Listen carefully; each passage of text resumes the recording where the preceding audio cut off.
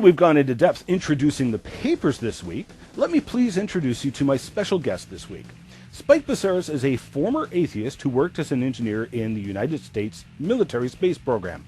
Spike wound up becoming a born-again Christian and a young Earth creationist. He developed and produced the incredible video series, What You Aren't Being Told About Astronomy, to document what he learned and the scientific reasons he rejected the evolutionary paradigm and embraced the biblical account of creation. He joins me by telephone from his home in Washington State. Welcome to the program, Spike. Thanks, Ian. Happy to be here.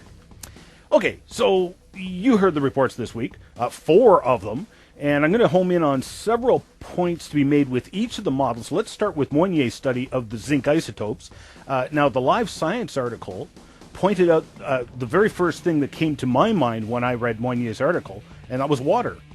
We find water on the moon. That was the whole point of NASA's L-Cross project, where they launched a rocket into the moon to kick up debris and examine the debris for water. And unfortunately, they didn't start an interplanetary war. But this brings up the question, how on Earth could zinc have been evaporated by this alleged interplanetary collision, but water wasn't? I mean, I know this is something you discussed in your past newsletters, but Live Science quoted Moinier as saying, the results show that all this water they found on the face of the moon is secondary water. What's your take on this? Well, the water found on the face of the moon, the surface water, is beside the point. Several reports have talked about the surface water, but that's sort of a weird combination of a straw man and a red herring. It doesn't matter. So it's sort of like a red straw man herring.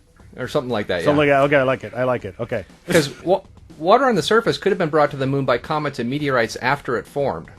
Now, everybody understands that, so surface water doesn't tell us anything about what was happening on the moon during the time it formed. So the real question is whether or not there's water inside the moon, not on the surface. Okay.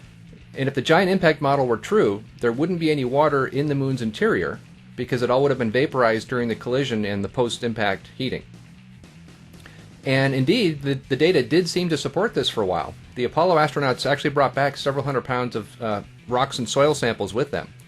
And when the samples were first analyzed back in the 70s, they were found to be fairly dry. Okay. So everybody figured that meant that the moon doesn't have significant water. But then in the late 2000s, some other researchers said, well, we have better technology now than we did then, so let's go back and reanalyze those lunar samples to see if we find anything new. And sure enough, they did. And back in 2008, a few years ago now, they published their results. It turns out the lunar samples do have water. The samples have about 10 times as much water as was previously thought. And here's the important part in all this, that the samples are made of volcanic glasses. So that means they came from inside the moon during a volcanic eruption. So this means there's water inside of the moon. And that's where the giant impact model says there can't be any. But there was a problem with that first study. That study was done on basalt, and the basalt would have lost some of its water because of degassing during the eruption. So it was clear that there used to be even more water than they were able to find in the analysis in 2008, but they couldn't tell how much. So they went back again, and this time they looked for melt inclusions in the volcanic glass. Now, a melt inclusion is a little tiny sample of magma that gets trapped inside crystals that form inside the glass before the eruption occurs. So basically this means that whatever's inside of there has been preserved since the eruption. So that allows us to actually get a sample of something from before the eruption occurred. Now, no one had examined these before because it takes a tremendous amount of work to find them. It's like looking for a needle in a haystack. So, of course, they assigned the task to a student. Woohoo, students! Yeah.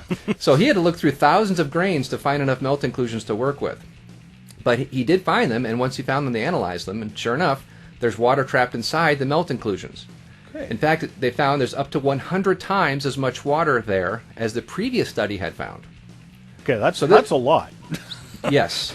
So this creates a serious problem for the whole giant impact theory now, because that theory says that all water would have been vaporized during the collision. So that means that the moon can't have any today, at least not on the inside. Again, there may be on the surface, but that's not the point. The point is there shouldn't be any on the inside, and that's where the volcanic glass came from. So now we know that the moon's interior does contain water, and actually it's comparable to the level of water inside the Earth's mantle. Wow. And they actually found some other volatile elements inside the samples too, but water is really the biggest deal in all of this.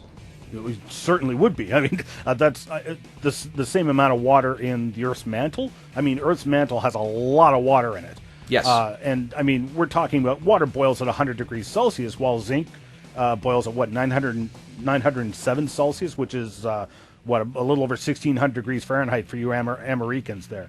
So, I mean, it's really hot. So it seems the evolutionists have to believe that the collision produced temperatures above 1,600 degrees Fahrenheit, which was hot enough to boil away much of the zinc. But it wasn't hot enough to boil away the water. Exactly. Exactly. The whole thing doesn't make sense. Right.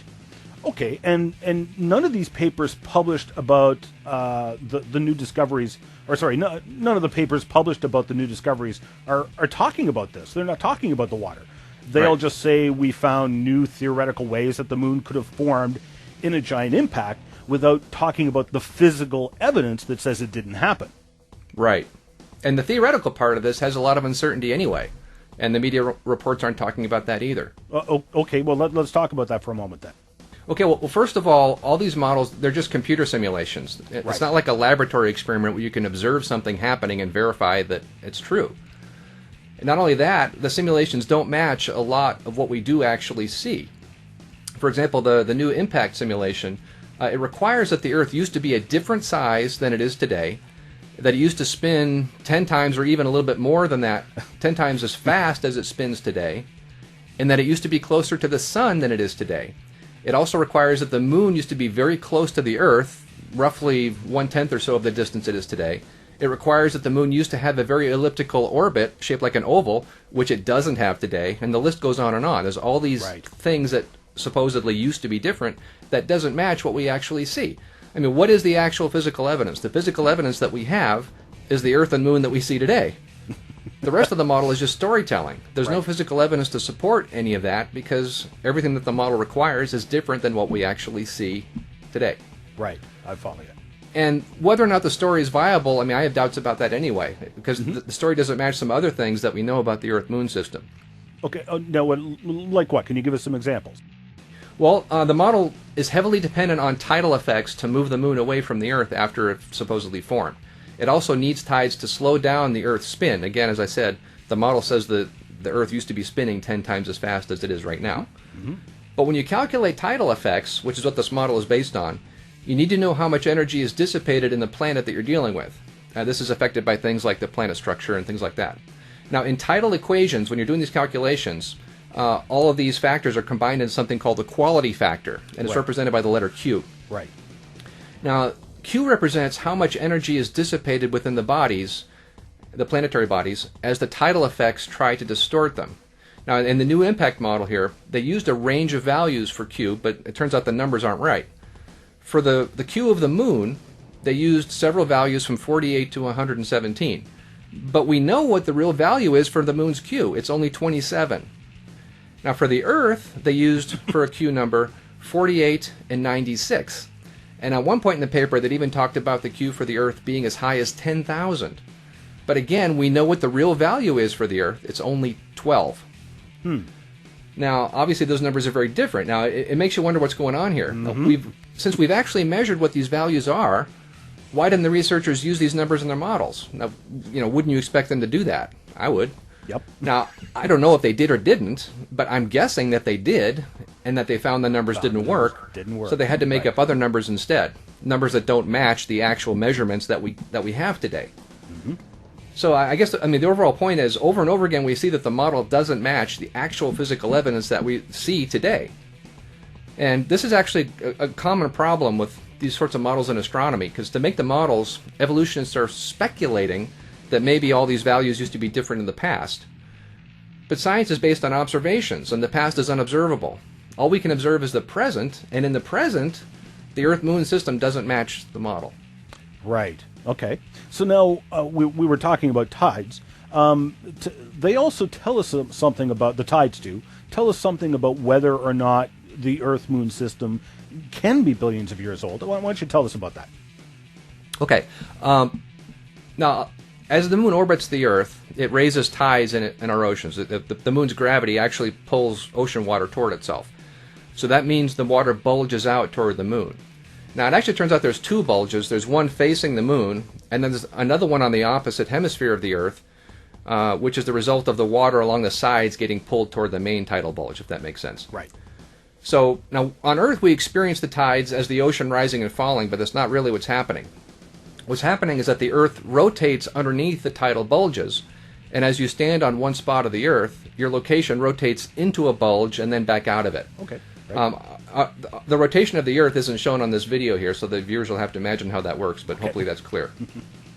Now, as the Earth spins underneath the tidal bulges, it actually drags the bulges forward slightly, because there's a little bit of friction there between the ocean floor and the water. So the bulge that faces the moon doesn't line up with the moon exactly. It's actually offset by a little bit. Now, we're talking about a large mass of ocean water here. That exerts a gravitational pull of its own that's slightly offset from the Earth's gravitational pull. So that pulls the moon slightly sideways, which accelerates the moon in its orbit. And the effect of that is that when you accelerate something in an orbit, it moves further away. So this means the moon is actually moving away from the Earth by a small distance each year. Right. Now, we know this is happening, and we know how much. We've actually been measuring this effect very precisely with lasers for a couple decades now. Mm-hmm. So, if you think about this, if the moon moves farther away each year, that means it used to be closer in the past. So if you do the math, it turns out that the moon would have been touching the Earth only 1.6 billion years ago. Now, I say only. That's a long time. Yes. I'm not saying that the Earth-Moon system is 1.6 billion years old. That's the maximum age for the system. It's not the minimum age. Now, I've come to believe that the Earth-Moon system is less than 10,000 years old, and what we see is quite consistent with that. But it's very inconsistent with the long-age view, which needs the Earth-Moon system to be 4 billion years old. 2.5 billion years older than it can be, according to what we see going on today. Now, again, the long-agers, those who accept the long age, have to make excuses here. They make up stories about how everything used to be different, and the recession rate used to be lower in the past, and so it's possible for the system to be 4 billion years old after all. Well, it turns out, if you really dig into the stories all have serious problems explaining that away, and I don't want to bore your viewers with details about that. But even if that weren't true, science is supposed to be based on observations. Right. And these stories aren't based on observations, they're just stories. Stories. Yep. And if you think about it, they're also a good demonstration of hypocrisy. Because in other situations, secular scientists take today's measurements and extrapolate them backwards into the past. And that's called uniformitarianism. And they criticize creationists because we say that this approach isn't valid, while secular scientists insist that it is. But here, uniformitarianism disproves the secular view, so what do? They abandon it. They abandon it. Exactly. Okay, well, we got to cut out of here. You can order Spike's excellent video series, the series that the anti-creationists tried to boycott. That was when I knew Spike had hit a home run, when the response was systematically dodging Spike's points. I knew he was onto something. Spike goes into a lot more details in what he discussed here in those videos. You can also sign up for his ever-informative newsletter, all at his website, creationastronomy.com. Thanks so much for joining me here today, Spike. Thank you, Ian. Happy to be here.